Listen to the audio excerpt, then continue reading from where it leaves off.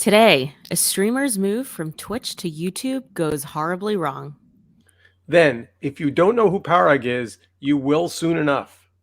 And ready to return to the office? Not so fast. Plus, are Alexas rising up to get their name back? I'm Stephen Rosenbaum, and this is Future Forward. I'm Alexa Scordato. Let's launch. Hey, Alexa. Hey, Steve. Happy in between Thanksgiving and Christmas and in the middle of Hanukkah and all the various... It is December. Kwanzaa. Hanukkah came early this year. The Jews, they move shit around on the calendar. It always confuses me.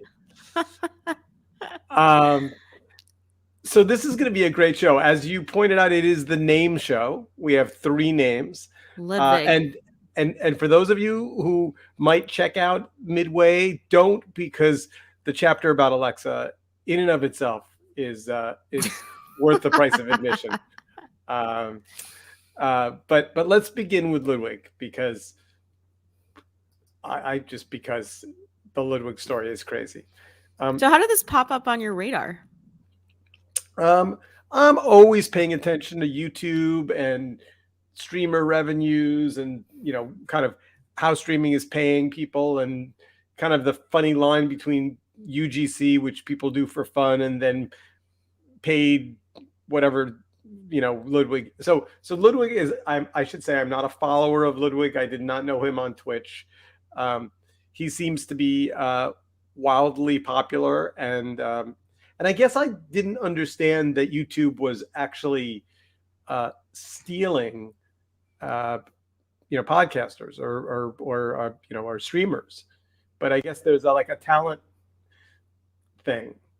I mean, it's like everything old is new again, right? It's like if you think of these things as networks, it's like you want the talent, or you want the license to syndicate the show that people want to watch.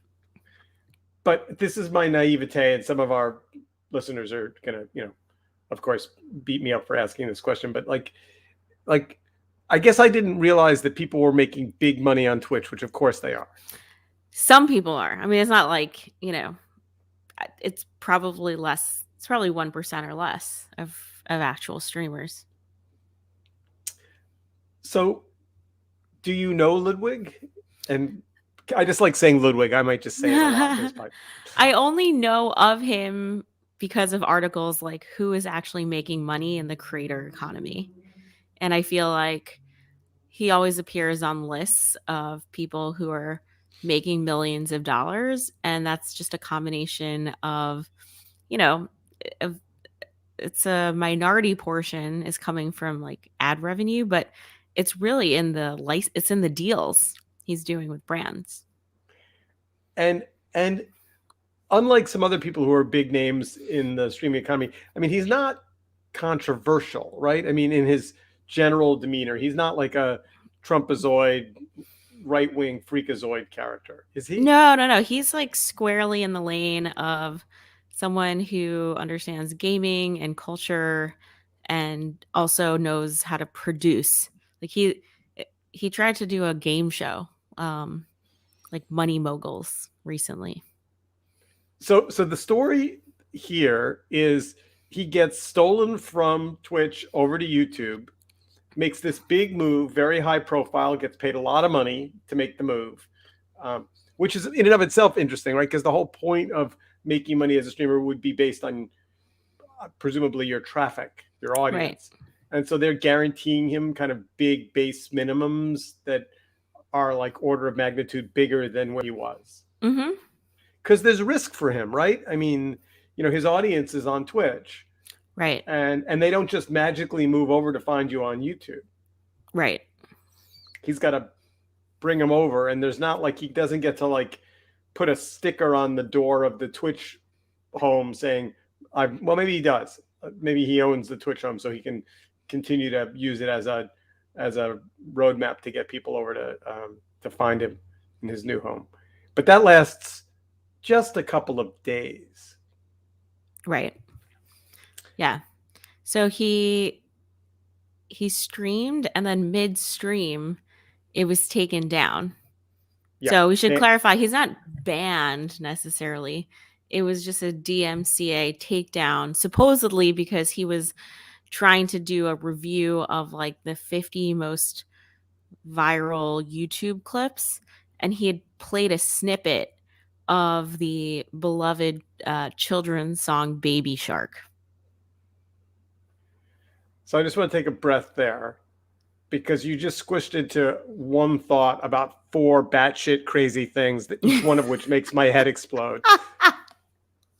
So, new star streamer moves to YouTube, where he does his standard shtick and plays 50 things that are on YouTube, and gets algorithmically or automagically banned by some robot that says, hey, wait, of those 50 videos, we don't like that you play Baby Shark. So Right. we're stopping your live stream midway and punishing you. Yes. Wait, So wait. Don't just say yes. Like, I don't use the word batshit crazy. We've been podcasters together for many years. Like, how would you know which of the 50 videos you might find on YouTube would get you banned if you played them on the YouTube live stream? there are actually a ton. So DMCA stands for Digital Millennium Copyright Act, and YouTube has like one of the most sophisticated content tagging, I guess, engines, algorithms. So it's just constantly scanning streams and uploads for these copyrighted artifacts. But it doesn't put up a warning and say, stop playing this song or we're going to shut off your stream. It just shuts off your stream. I guess it just shuts off your stream. So it also takes down videos like quickly too. Like if you and I were to recut the intro for this podcast using Baby Shark, I guarantee you it wouldn't last more than a few hours.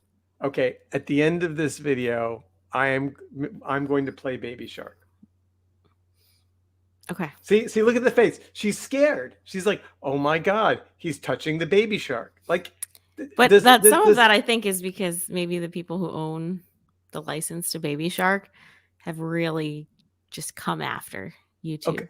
Okay, but let's just play this out for a second. And I feel like we're now deeply in Orwellian land. Like, so YouTube has this algorithm that says, hey, if you play something that isn't licensed, and often, by the way, you get an email saying, we noticed you use some music that isn't licensable, so we're going to run commercials in your video and give the revenue to the music owner. That's kind of the standard DCMA response in YouTube.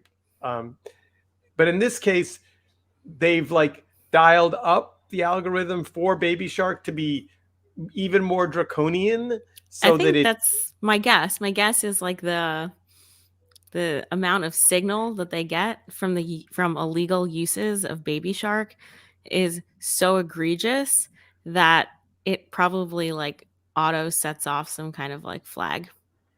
Can you say? So have you ever heard? No, okay. No, and I'm scared to even hear You've it. Never heard Baby Shark? Okay, you're not enough. You're more I'm in baby land, right? But yeah, I guess you don't hang out with toddlers enough. Baby Shark, Baby Shark. It's like Baby Shark, do do do do do do, Baby Shark, do do do do do do, Baby Shark, do do do do, Baby Shark, and it just repeats. Steve, I promise you, I was at a wedding one time, and they played this at the wedding, and all the kids like freaked out on the dance floor. So, this is like the Happy Birthday song legal team on steroids. Kind of, yeah. All right, so here's the other thing I don't get, and then we can move on because we have other names to poke at this morning. But like, so Ludwig YouTube pays like $1 billion to scooch over from Twitch, and they negotiate and they do deal, and they offer him, purple jelly beans in his dressing room, and like he's going to get a back rub, and he's like a celebrity acquisition. And meanwhile, the algorithm is so out of control that whoever is his talent handler, right? Whoever is his special friend at YouTube doesn't even get a ding saying, "Hey, we're about to take your new highly prized talent down." Like the algo saw badness there. And it's not like Nazis or naked people or porn, or it's Baby Shark.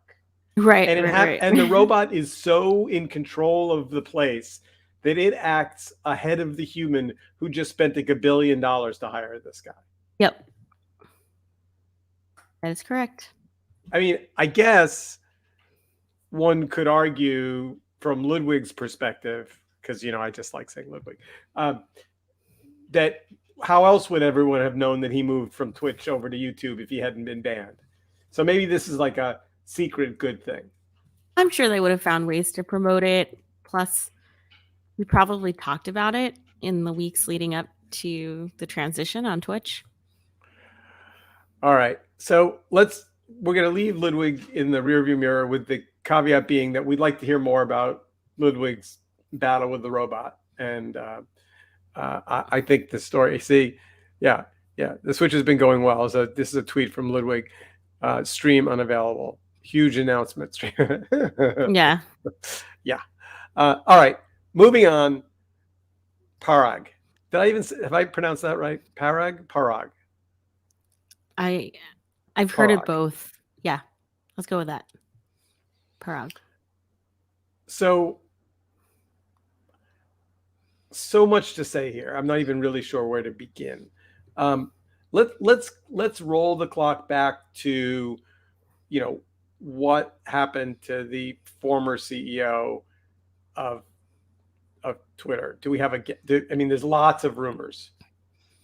I mean, the nicest one is that he really just wants to focus on Square, which is now called Block. Cube or Block. Yeah, I don't think anyone's buying that. Mm-hmm. He's got an activist investor board. They've been fairly fed up.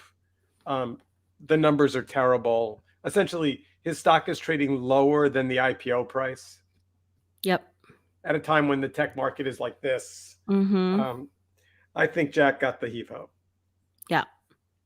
I've read a lot about this. The most entertaining thing, which I don't have right in front of me to share, is a series of pictures of Jack's various hair cuts. So funny. So wait, were you surprised though? I wasn't.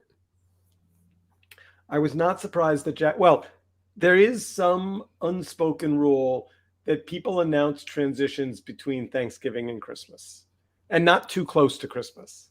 There's like a little window after Thanksgiving where executives can hand in their papers, and for a variety of reasons. Slow news week. That being said, I wasn't surprised, but I was surprised at the choice. Okay. Why? How many CTOs have you worked with? A bunch.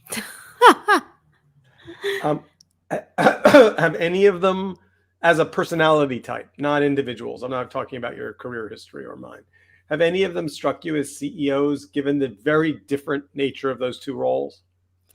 Yeah, I know what you're getting at. I think, okay, here's why I think it can make sense, is because when you think a lot of technical founders, right? You want a technical person at the helm. So I think the question you have to ask, we could do the whole podcast on this. What are the problems of Twitter, and what's the CEO going to be tasked with fixing? And, Parag has essentially been at Twitter his whole professional career. Mm-hmm. So if the problems at Twitter are technical, he already had the keys to that side of the house and he didn't fix anything. I mean, he stopped this fail well from going up. So, and he wasn't there for that, to be fair. But like, He has, if you looked at him on Twitter, he has no followers. He doesn't use the product much publicly. He's not a very uh, he's not a if you believe the problems are technical, he's the wrong guy for the job. And if you believe the problems are social and structural and ethical, which is what I think they are, then the problems are massive. And there were, I mean, there were 100 people you and I could come up with who would have been incredibly gifted at taking Twitter to the next level. You know what, Steve? I can see it both ways. I like tech product, you could say they're one and the same. And it's possible that the the transition was contingent on um putting someone in the role who was like safe, or at least maybe made Jack feel like he could pass the torch comfortably. It's like a Well, safe move. It's not like a rock the boat it, move. It's a safe it, one. if I yeah, mostly you and I agree on things. I think you're just not right on this. I think if Jack had the power and the authority to be able to be shadow CEO, then this would have been the right call. And by the way, presumably Jack still has a massive chunk of Influence. and shares and Mhm. votes. Um, but Parag kind of on his first day on the job came in and fired. This was what was interesting. He came in and fired the head of engineering, And so design. who's presumably his number two, right? So that's harsh. Yeah, that was weird. I don't understand that, but what do I And know? then he gave this email that got picked up by a bunch of people. But the thing that he said, where there was one quote that was really interesting. Um, um, uh, Here in an employee letter, Aragwal said he was going to focus on clear decision making, increased accountability, and faster execution. So let's just go through that list. These are three things that Jack did not do: clear decision making, Okay.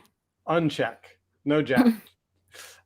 Increased accountability, from what I hear from inside, no Jack, and faster execution, no Jack. So to me, that's the laundry list of things Jack didn't do that the board wrote down and handed to Parag and said, okay, fix these, and he read them back to the. I mean, I don't know. Yeah, that makes sense. I I think um, I think Twitter is on its way into a bad chapter. Hmm. Okay. And I what think we've is got the midterms coming up. I think there's going to be a series of horrific battles over free speech and access and who gets banned and what you can say. And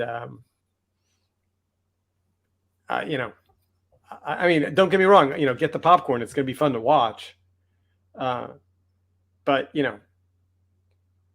when history is written, the way Donald Trump used Twitter, and then the decision to ban him, and when that should have happened versus when it did happen, are going to be, there are going to be books and books and books written about that.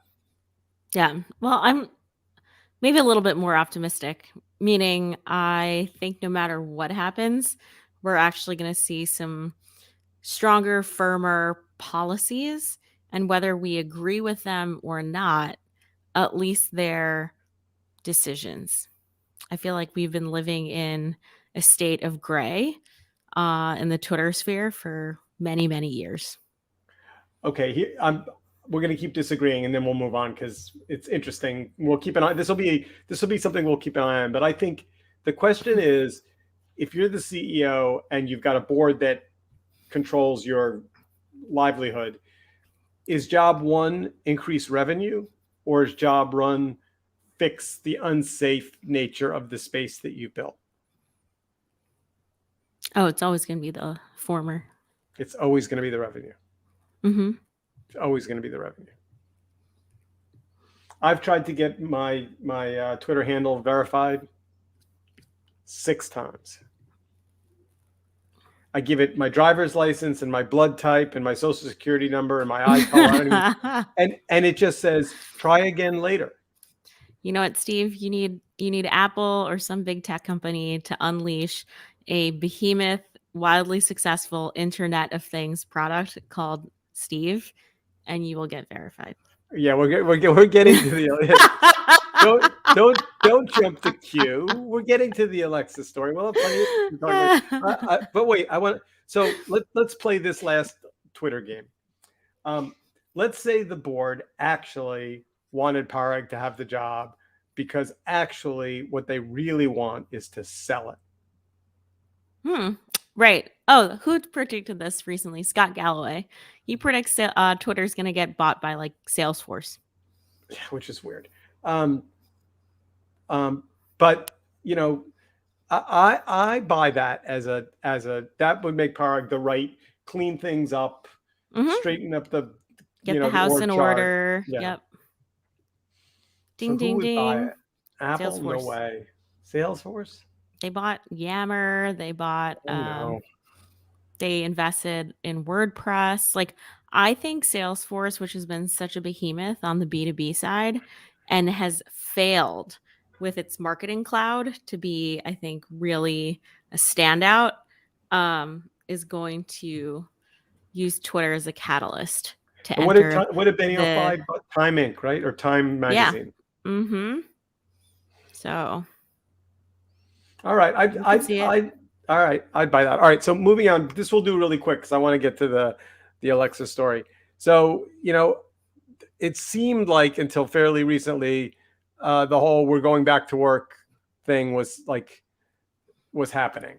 Yep. And then along came Omnicron. Yeah, whatever. I can't even know how to pronounce it. And it seems more sounds like the next Transformers movie. It does, actually.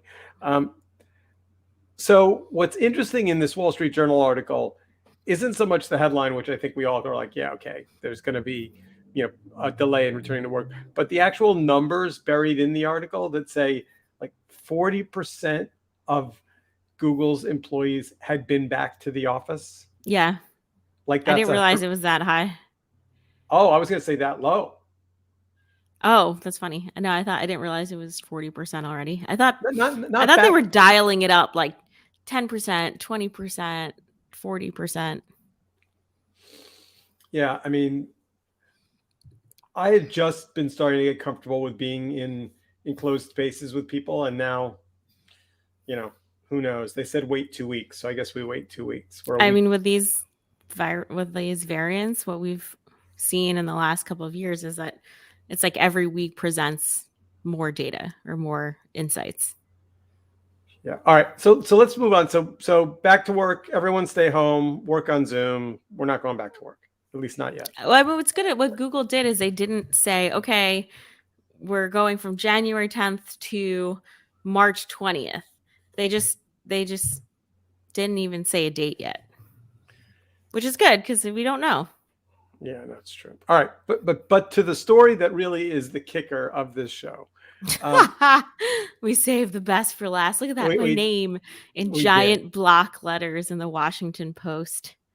So we've talked about this on and off for years, and it won't surprise listeners to know that as the owner of @Alexa, which someday will be your child's college tuition, and I mean, I wonder what it's worth today. I wonder if you went to a broker and said, "What's it worth for me to sell this Twitter handle today?" I mean, do you have any idea? It's only worth what someone's willing to pay for it. And that's such Amazon. There's only one answer. Buyer, right? No, that's not true at all. Oh, anyone who's in the IoT space would buy it. Maybe. I don't know. You would think Amazon would have made a compelling case by now. Well, but maybe when Twitter gets acquired by Salesforce, Mark Benioff will make all of my dreams come true. Maybe Mark Benioff is my M&A fairy godfather. All right, we can talk about this offline, but That's not how you sell websites. If you want to sell it, there's a way to do it, and it's not. All right, so let's go to. So there's a chart in the Washington Post, which, among other things, has to have been fascinating for you. Did you have any idea? I mean, did you know the history of the name Alexa and its relative growth and then plummet since? I did. So I had a teacher, a fifth grade teacher who loved Billy Joel. I grew up in Long Island. So down Easter, Alexa is a Billy Joel song, but Billy Joel's daughter is also named Alexa. And that was the only Alexa reference in the world that I ever knew growing up. And then it started to get more popular. I have lived this chart, Steve. This chart is my life. And have you spoken to your parents about said chart? I mean, are they? Do they remember the Billy Joel reference as a No, trigger? my mom loved the name Alexandra, but she knew an Alexandra who was just like not a nice person, so she just truncated it to Alexa. But growing You up, it know, was always rough. It was like Alexis, Alexia, Alex, Starbucks and by the way, misspellings. for listeners who missed last week's show or the week before, this question of baby names is quite relevant for our It friend Alexa. is. I'm prego and I'm like actively thinking about names. What Are you is thinking okay? about I like will. musical artists who've named their children so that you can steal the name? Oh my god, it's so funny. Siri. That'd be funny if Wait, my wait, name's wait, wait. Siri. What did Michael Jackson name his daughter? Prince. Blanket. Blanket. There are weird celebrity ones: Pilot Inspector, Apple, Brooklyn, Prince. I know a basketball Elon name. Musk's kid is weird. It's like a plane model.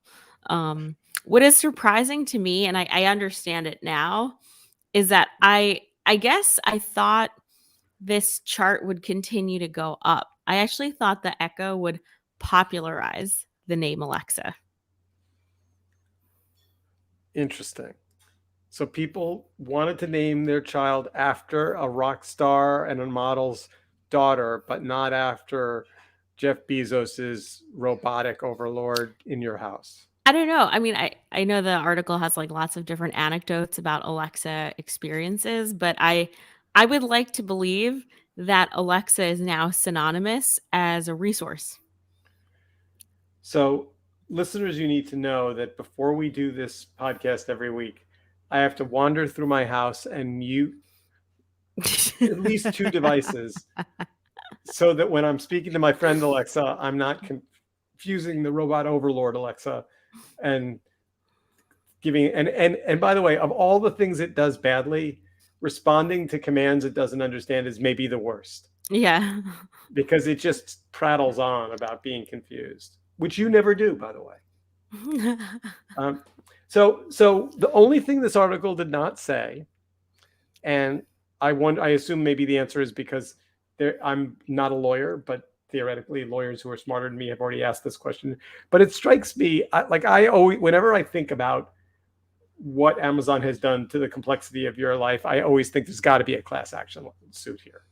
Like when you Mm. take somebody's personal name and turn it into a product, and then you know it I think adds. it's unprecedented, right? Because there's so many Bobs or um, names that are used in like daily lexicon. And what did the article said that you can also there are other names you can say computer And or Echo. Amazon or no, there was a third one that I'd never heard before. Oh, I just thought it was three. It's Alexa, Echo, computer. No, there's another one because it's a weird one. Hold on, I'd never heard of it, and I didn't know you could. Uh, You do computer. You should. Ziggy, Ziggy, Oh, Ziggy's weird. Oh, I missed Ziggy. that. Yeah. Has anyone, as of any No, no listeners, one. you? No one, not a soul. And no one has done that. And I've had many remote colleagues who are on Zooms with me many times say, we we thought we had a conversation at the dinner table last night about changing the device wake up word to echo, and the kids won't stand for it. They love Alexa. Yeah, I mean, you know, I if it were me and I thought they had a sense of humor, I would change it to a male voice and I would call it Hal. I mean, that would work for me. I don't have any Mhm. friends named Hal. It would be funny. I could say, close the pod bay doors, Hal, and it would go, I can't do that, Steve. See, that would be ultimate joy. I would enjoy that. Technically, right? There's nothing that Mhm. stops Amazon from saying name your device anything you want to. Right. I mean, they could have. I'm sure they have that written. Yeah, but it's so good from a marketing standpoint. Think about Alexa and all of the brand equity that they've built around it. I mean, you get Amazon boxes now where the tape across the box says Alexa. I see trucks, delivery trucks that say, you know, Alexa, comma, See, all right. I have an idea. I think we should take your Twitter handle and just start answering questions as if you're Amazon. So yeah. when people, no, no, no, no, I've listen, thought about that. Anil I'll do it. Dash, Yeah, yeah, I'll do it for you. he has been like digitally kicking me in the butt for years because he's like you need to make your pinned tweet like an Amazon Echo affiliate link so you can monetize off of this, and you should just be responding to every I Amazon Echo But but tweet. but but even simpler than that. It's found money. You hire somebody through Fiverr and you say, "I'm going to give you access to my Twitter account, and here are the 30 answers I want you to give when everyone says, 'Where's my package?' Whenever anyone says, 'I'm unhappy with your employment practice,' Alexa, you could play Baby Shark. oh, literally, you could just have a list of 30 answers and then pay your Fiverr gig worker to answer them, and by the way, then the phone would ring and Amazon would say, all right, what do you want for this? And the answers would have to be not provocative but a little provocative, like, Right. hey, where's my package? We can look into that, but generally waiting is the best thing. Mhm.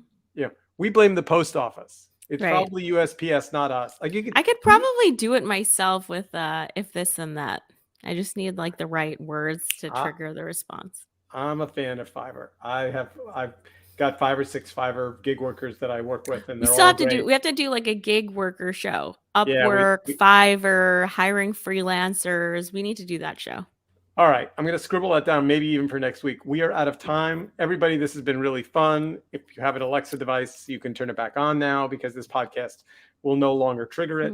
If anyone has cool baby names, I'm thinking about it all day, every Ooh, day. baby. And we could be male or female. We don't know. Yeah. Um, all right. I'll work on that. Okay. Have a great week. See ya. See ya.